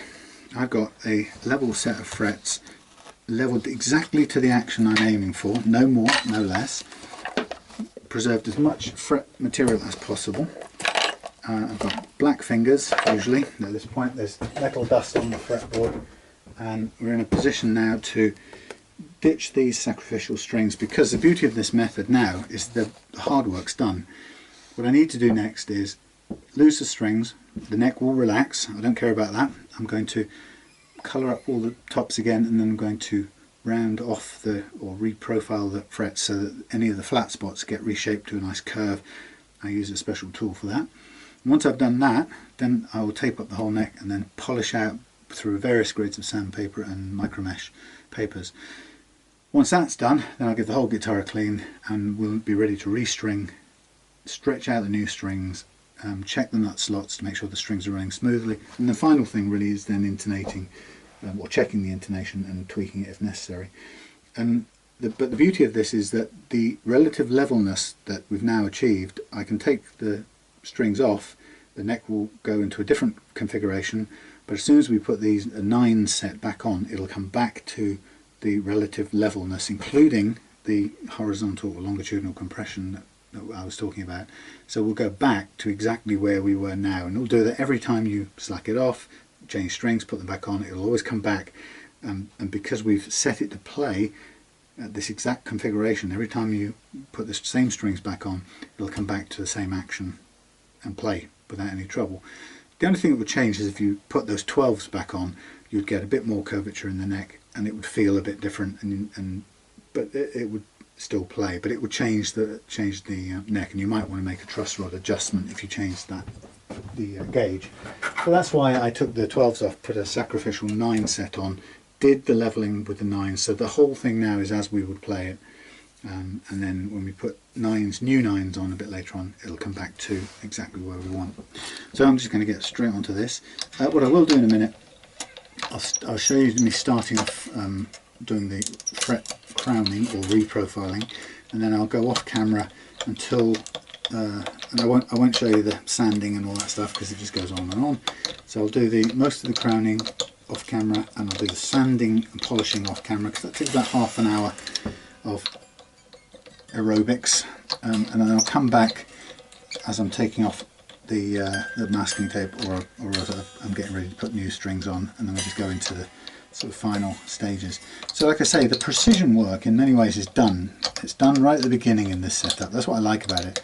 It's done by setting the neck relief to a desired amount, followed by setting the bridge or the last fret action, and then fine-tuning the nut slots till we get a perfect first fret action for the lowest, lightest and most accurate. I'm going to bin these. The lowest, lightest and most accurate first fret action possible, which makes, as I said, makes the guitar light to play, stay in tune, and avoids intonation issues that you could possibly have. So that is all done, and then we put on the sacrificial strings, load the neck, and do the precision fret leveling just as I've shown. And then once that's done, the precision stuff is done, and it's really a matter of cleaning up and fine-tuning, and then doing the intonation. But the most important part in a way of the next section is when we put the new strings on, to stretch out all of the slackened strings, because that alone will, that combined with badly cut nut slots are the single most important cause of tuning instability. It's got nothing to do with the tuners, believe it or not. It has everything. And people, I hear people talking about, you know, how they think you know, a bog standard Wilkinson tuner is rubbish because it slips and lets the guitar go out of tune. And actually I've seen so many people berating Gibsons for what rubbish tuning they have on them. And actually it's been really refreshing in the last couple of weeks to see a couple of people, a couple of sane people in forums saying, actually, when will people get it that it has nothing to do with Gibson's headstock angle or the tuners on the Gibson? It's got everything to do with the nut. And actually what those people don't say is also it's got 50% to do with the nut, and it's got another 50% to do with getting all the slack out of the strings. And I don't know many people who know how much it takes to get all the slack out of the strings. Okay, so I think I'm going to use the medium. Let's try the medium edge on here. I don't think they're super jumbos. That looks about right. So just what I'm doing is I'm using this concave diamond file, and it's very clever in that it cuts away the square edges of the frets that we've just, in leveling them, we've left more or less some of the frets with more or less a flat top, which gives you these kind of sharp edges. And we want to take that shape and recreate a nice curve within that remaining material. And by this tool allows us to do it. But the beauty of the marker pen is that it allows us to do it just enough to kind of shave off the sharp edges. But as long as we leave a strip of marker pen down the middle, which you can't see but I can, then what it means is we're preserving the relative levelness that we've just worked so hard to achieve. Now, those who've fallen asleep many a night to my videos, and I know you're out there because you keep writing me and telling me that you use me in the nicest way. It's never an insult. People fall asleep to me talking through these videos, but those of you who have fallen asleep to my videos know that I explain this time and time again. And all I can say is I'm sorry it's repeating myself, and I hope that this time I said it in a way that was a bit better than 200 times ago. But it's a funny old world, because those who get it, and those who don't, a minority, thankfully, do quite often spend their time making some really unpleasant and rude comments because they don't understand what I'm doing. And not only that, they come from that horrible place that a lot of people seem to come from these days, where they are so certain they're right that they will crap on everyone else they think is wrong. And it's a horrible, a really horrible energy all round. I hate it. But drop it on the floor. Mercifully, as I've said before, and in part I think because I ask explicitly for people not to be like that on YouTube or anywhere, you know, Facebook. You know, I have no time in my life for people being cruel to each other. I don't want it in my little bit of social media, so far as I can ask for it. And you know, I'm really pleased and grateful that most people respect that, because they want it for themselves, and I really like that. Anyway, so what I've done is I've a bit further than I said. I've done the recrowning or the reprofiling, and then I'll just tape off all of this neck like this. I'll cut some thinner strips in a minute off camera and make sure everything's beautifully taped up so that the whole of the fingerboard is protected, including the horns of the guitar down there and the finish and so on. And what I'll then do is about half an hour of sanding while I listen to the radio, something to frazzle my brain. And then we'll come back when it's all polished up miraculously. And what you won't be able to see on this camera view, but when you see this, what was surprising is that you'll never know that these frets have been leveled and you know, treated this way. Sometimes when you get guitars, when I get guitars, people have had them worked on before.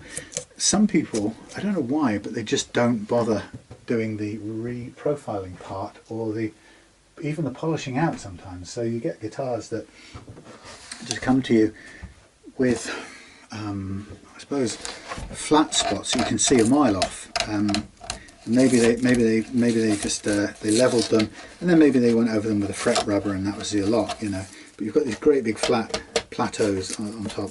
If you do it right and you put a little bit of time in like this, then by the time you've done it, you'll never know that they've been done. They look like they've come out of the factory brand new. Anyway, save it from this. I'll come back when it's all done and some new strings are going on. Okay, oh, the phone's set to the wrong setting. Right. Okay, so I've cleaned the guitar up. We've just, everything's de-dustified.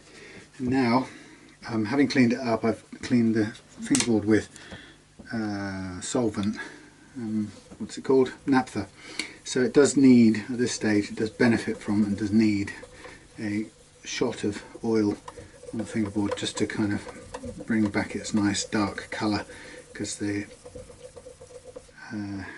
stuff, naphtha, does lift off the oils to begin with, and so it kind of ends up looking a little bit dry. So I've got lemon oil here, D'Addario stuff.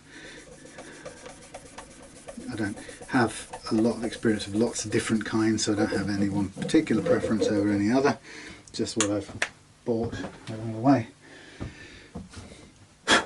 Okay, so what I'm going to do now is I'm going to, having set, I know that we've set the truss rod where we want it originally.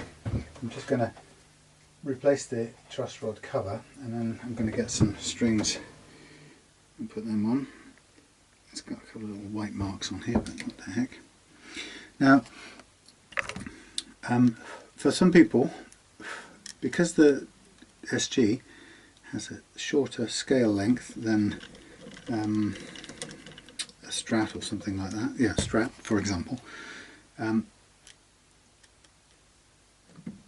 it means that a 9s gauge string will feel very light on this, and for perhaps a more experienced player it might not be.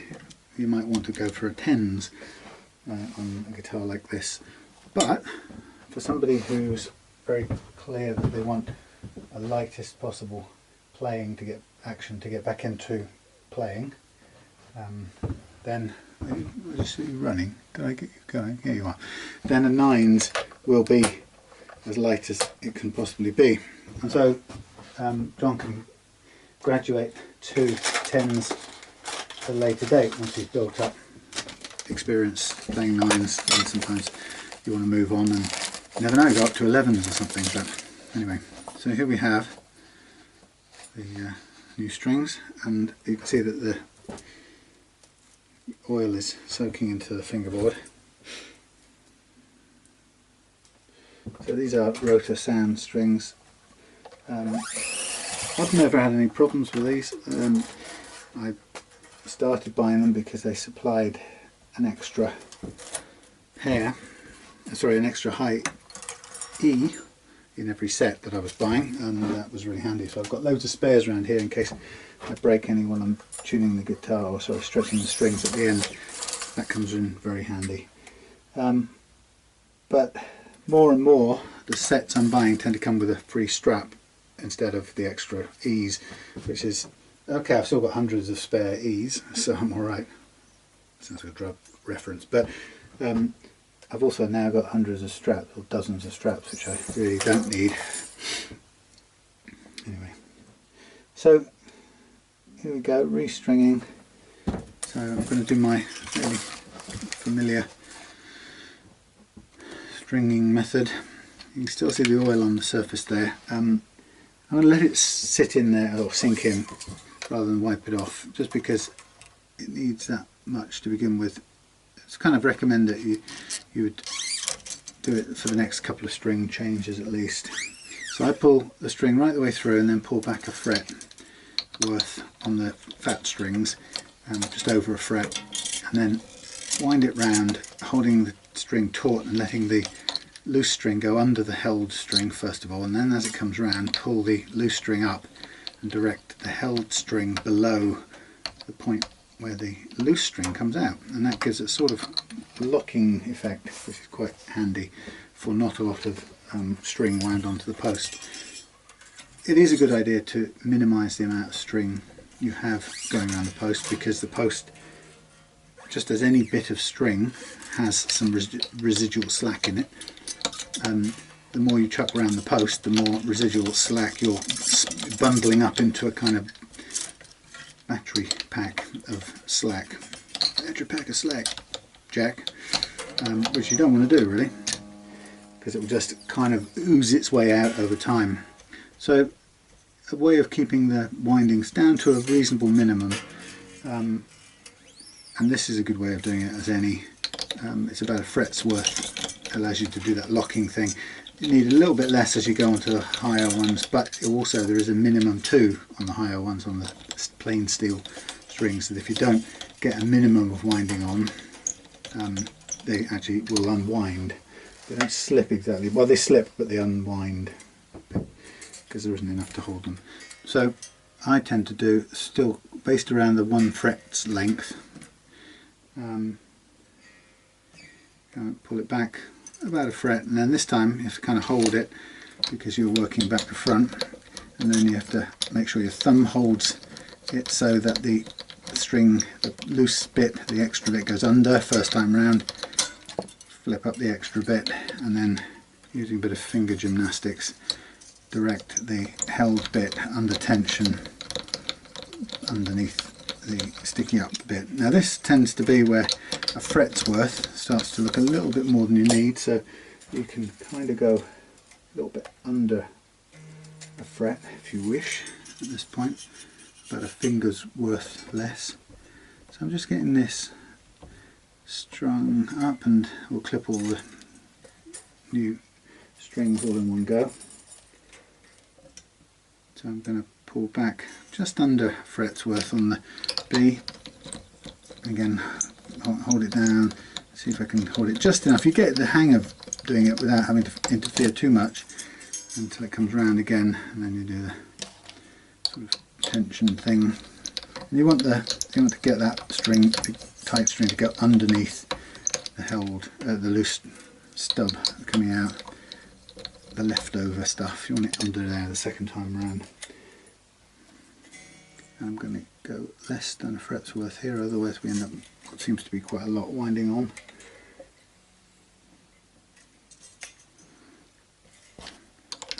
Okay, so the next part of this game is just to get this fully on, and then we'll cut off the excess, and then I'll go into the stretching process, and only when the stretching process is done will I do the intonation.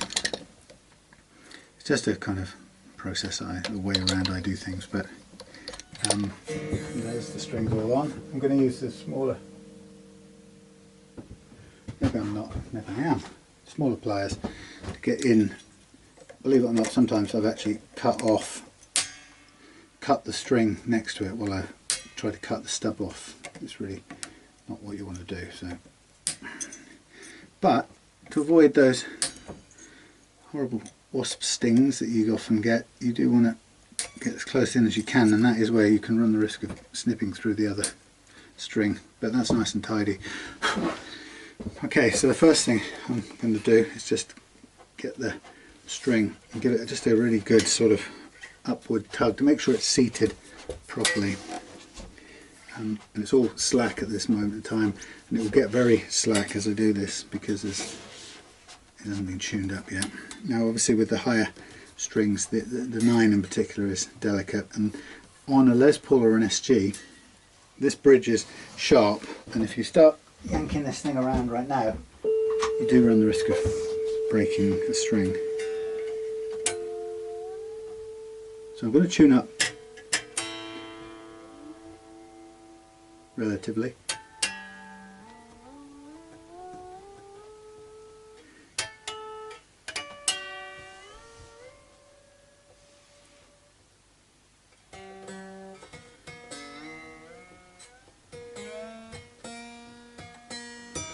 All the time at this point, the other most important thing to be looking out for, listening for,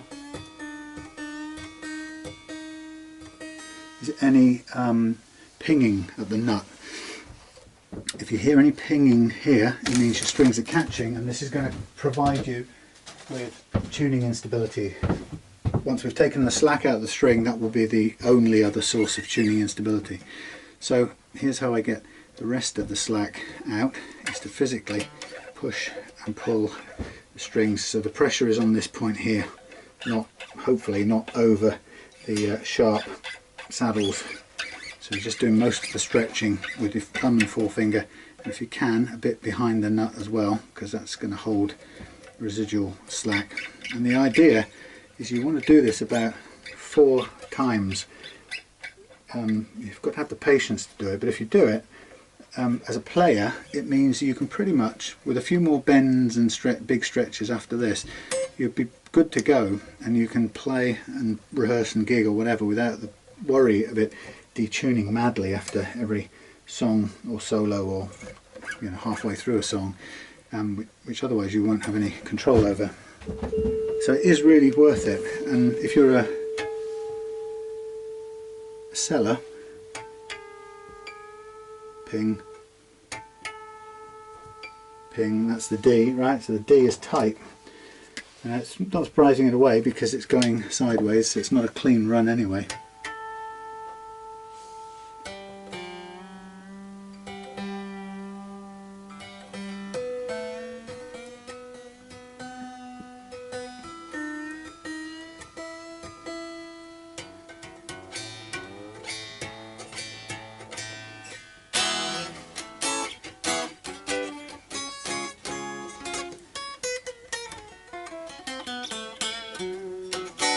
Wow, such a low light action.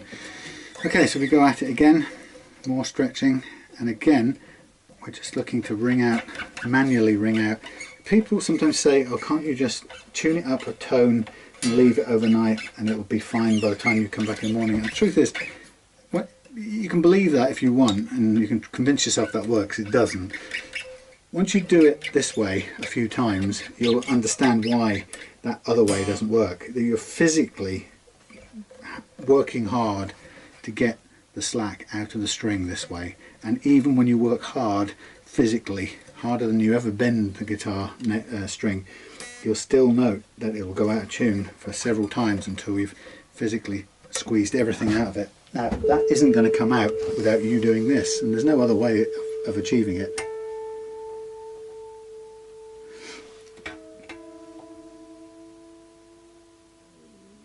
Hungry.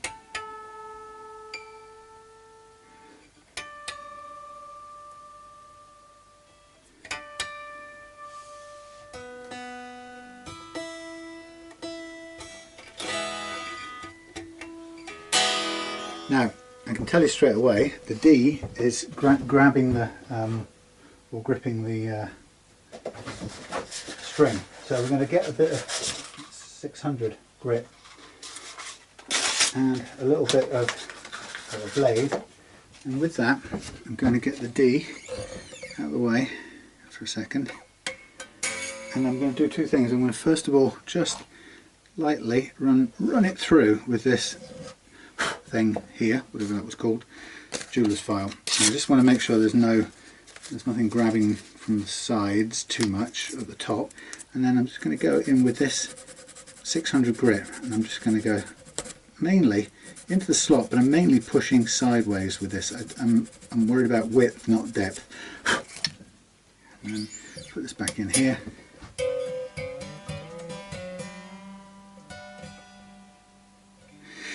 So you notice there, no pinging as we did that up, so that's probably cured that. So now I'm going to do a few last big, mega unkind stretches. Should still expect a bit more of the slack finally to come out at this point, and but we should be close now.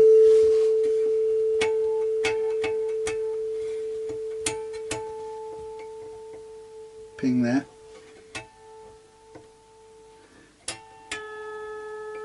Ping there. Not as much.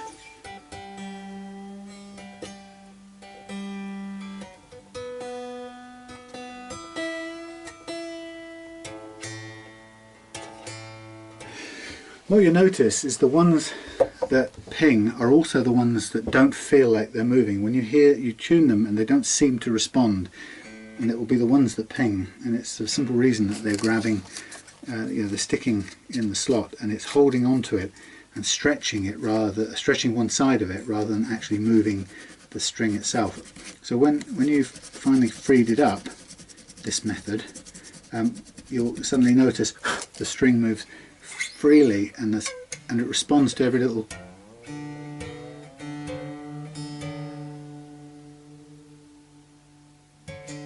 movement you make. So those experiences where you think, oh, I keep turning it and nothing's happening, that is because it's sticking. So this is the only way to clean it out. Now, some people, I think wrongly as I caution, some people before this point, when they have sticking or sticking notes or tuning problems,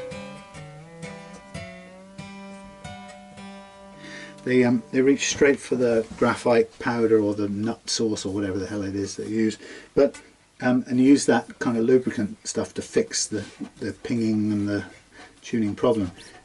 My advice, if you want a great sounding, great tuned guitar, is to fix it this way first with the sandpaper until that smooth tuning. No, see? And I can tell it's not only pinging, but it's not moving. Everything else is good.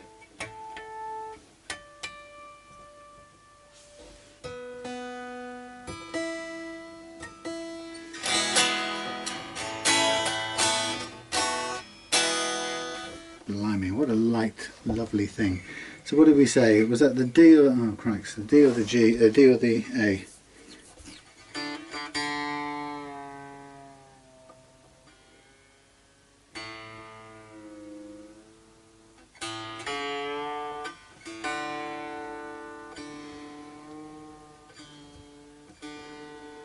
I think it's the B.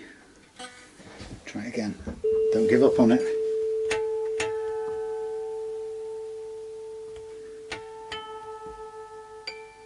There we go. Reveals itself. The D. Back to the blade, back to the sandpaper. If you want, you could use something else that has an edge to it. Maybe that's a bit big. I find the edge of a blade tends to be just about the right amount for this. And what you're doing is you're going into the slot, but you're kind of bothered about going sideways more than down, so concentrate. Sometimes you end up doing that, but concentrate on pushing as much sideways as you can.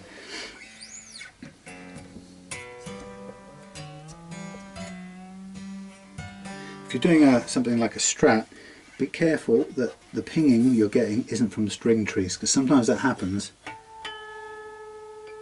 Still more. Sometimes that happens and you keep on taking stuff away, sanding away, thinking it's the nut, and in fact it's the string tree that's making the noise. So I've just done a little bit of extra. I think that's cured it.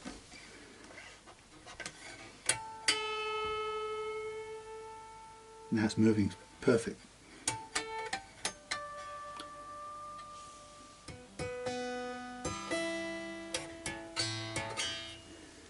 Cut my nails, they're very long.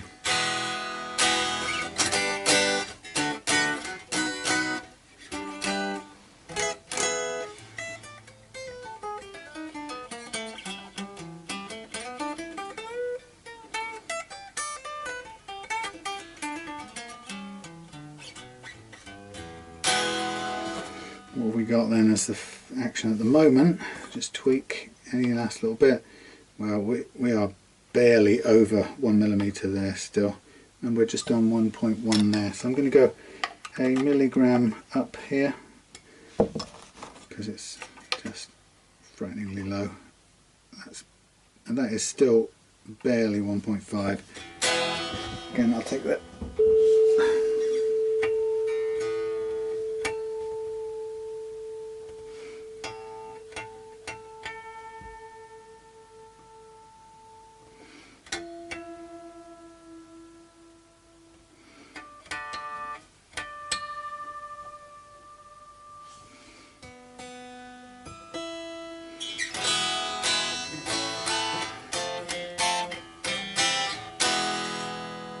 Love it.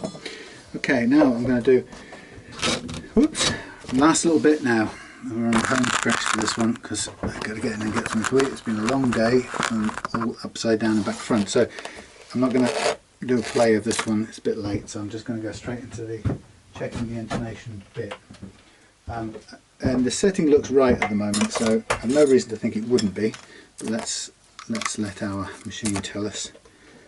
It's out of the way, so I can do it in standing up position, which is better, upright.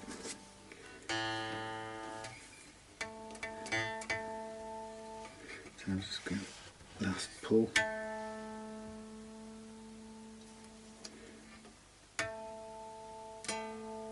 Good.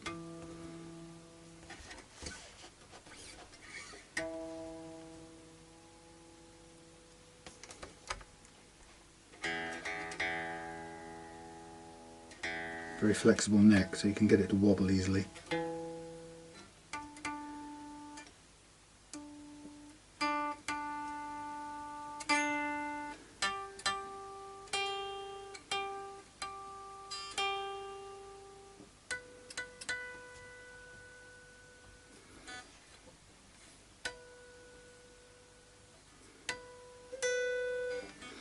So B and G seem sharp so far.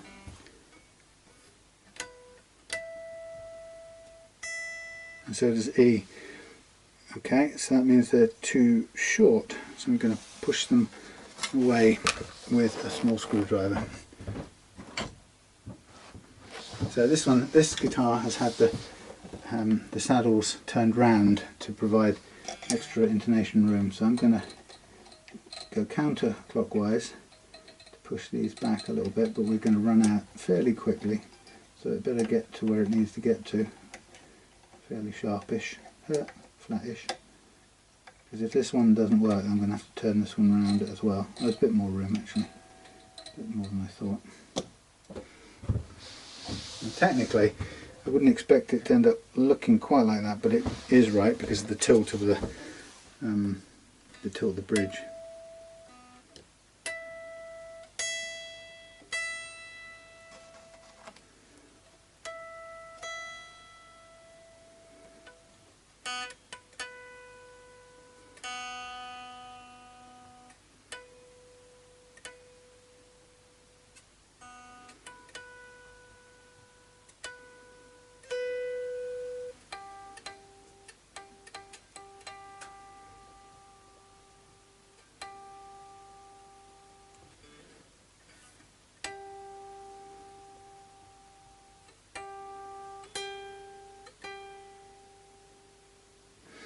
Okay, these are still looking sharp.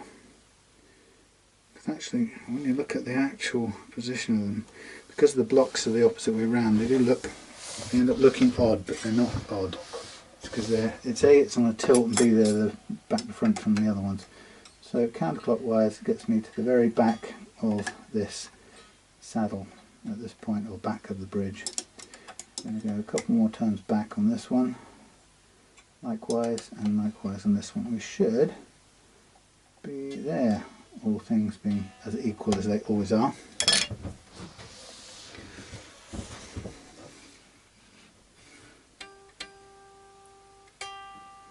There you go. There you go. There you go. There we go, that's it. End of day. Sorry about the no sound check.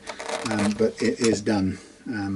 Yeah, beautiful. A little bit of polishing inside when I get inside and clean my hands up, because I've got a bit of fingerprints on the pickups. But apart from that, this lovely SG400 Epiphone in this beautiful brown mahogany, reddy mahogany colour. I love it. Beautiful guitar, but now with a beautiful light action and very light set of strings. Nice. So John, I hope you enjoy learning or getting back into playing on this, because it's about as light to the touch as you can get. Thanks for sticking it out with me, and hope you enjoyed it. See you again for another one soon.